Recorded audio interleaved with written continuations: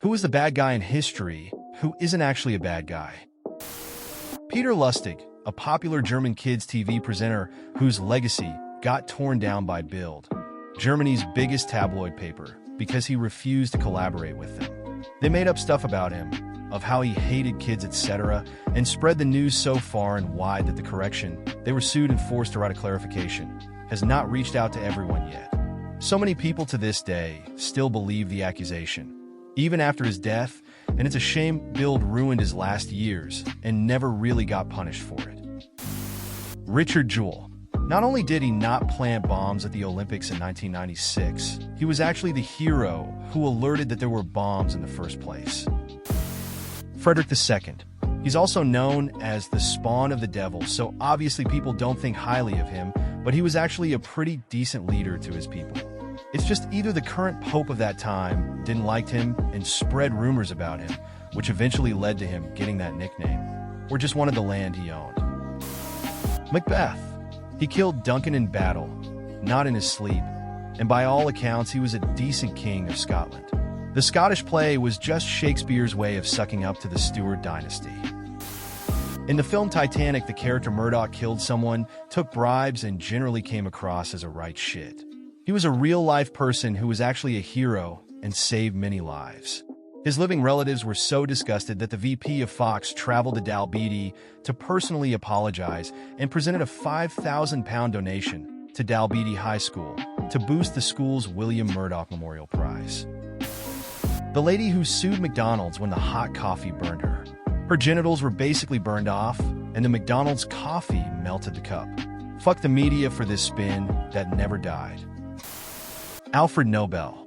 People assume he invented dynamite so it could be used as a weapon and blame him for all the millions of war deaths since, and say it's ironic that he created the Nobel Peace Prize. He was from a family of miners, and his father and elder brother both died in gunpowder accidents, so he wanted to create a safe explosive that wouldn't go off if you accidentally dropped it. He was literally trying to save lives. Machiavelli. He's reviled for the prince for basically pushing what everyone at the time privately practiced for the sake of taking advantage of a specific opportunity that arose in Italy. His discourses are far more fleshed out, far closer a reflection of him, and contextualize much of the prince such that I genuinely not recommend reading the prince without the discourses. Monica Lewinsky. She was an intern pressured by one of the most powerful men in the world. She did not deserve to be made the villain. Zangief. He bad guy, but he not bad guy. Steve Bartman. He did not cause the Cubs to lose. My stepdad Robert. Sure, he wasn't my real dad, but he did treat my mom and us kids right. Jack Kevorkian. Cracker Barrel fired Brad's wife and never heard the end of it. The iceberg from the Titanic, just minding its own business, chilling, and suddenly gets blamed for everything. Literally hit and run. Niccolò Machiavelli. People think he's all about being ruthless, but really he was just giving advice on how to survive in tough political times. Hey Opie, just by reading your username, I feel like you're looking for a specific answer. Don't let Kanye answer this question. Marie Antoinette was most likely just an overly sheltered rich woman who was used as a pawn in a political marriage, then ridiculed when asked about topics she had no real knowledge on or power to change. Not saying she was a good person, but we don't know what she would have done if she wasn't sheltered from the suffering of her people, or had married for love instead of familial obligations. Monica Lewinsky literally broke away from federal agents who were trying to get her on the record against Bill Clinton. She snuck away and tried to call Clinton's secretary Betty Curry. Curry was at lunch and missed the call. The feds eventually got a statement from Monica. Clinton didn't know, and Clinton lied to feds. Had Monica reached Curry, the world would be a completely different place. Ear. The copper ingots were just fine. Nanny just wanted a better deal and asked to speak to the manager. Remember to sort by controversial. I just think Medusa, which is often seen as a villain, but her story is one of victimization and injustice, reflecting the consequences of trauma and the complexities of power dynamics. And because of that, the curse turned her into a monster with snakes for hair, causing anyone who looked at her to turn to stone. John Brown did nothing wrong. was totally expecting. Removed, removed, removed. General George Thomas, a Virginian, he fought for the North in the Civil War. He performed brilliantly and is a hero in the eyes of most Northerners. In the South, he is vilified. Vlad the Impaler gets a bad rap. He's well known for impaling people on spikes, but he did this mostly to prisoners who were already dead. He did it to scare the Ottoman Empire from invading his land. So he placed impaled bodies by the road the Ottomans were coming down to frighten them out of attacking his land. It worked, and the Romanians stayed free instead of becoming another colony of the empire. He's a hero in Romania, but we just think of him and see him as evil. He was just clever. The bridge builder who fucked a goat.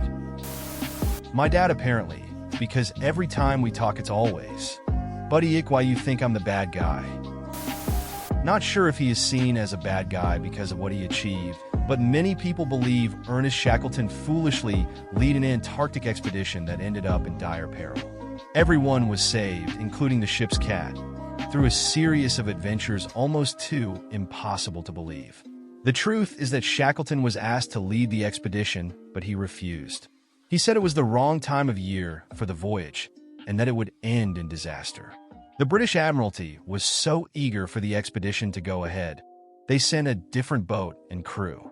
When word reached Shackleton at his country home, he immediately set off on a rescue mission, needlessly putting his own life and that of his crew at risk.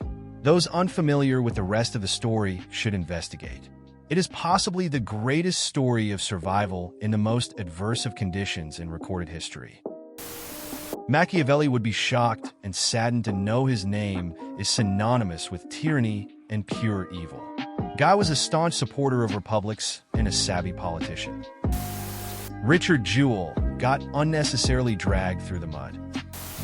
He's not considered a bad guy per se, but Braveheart was very unfair towards Robert the Bruce.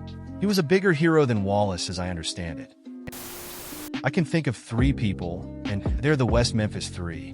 The 3, then, teenagers were wonderfully convicted of murdering 3 kids in West Memphis, with the supposed leader, Damien Echoes, being sentenced to death.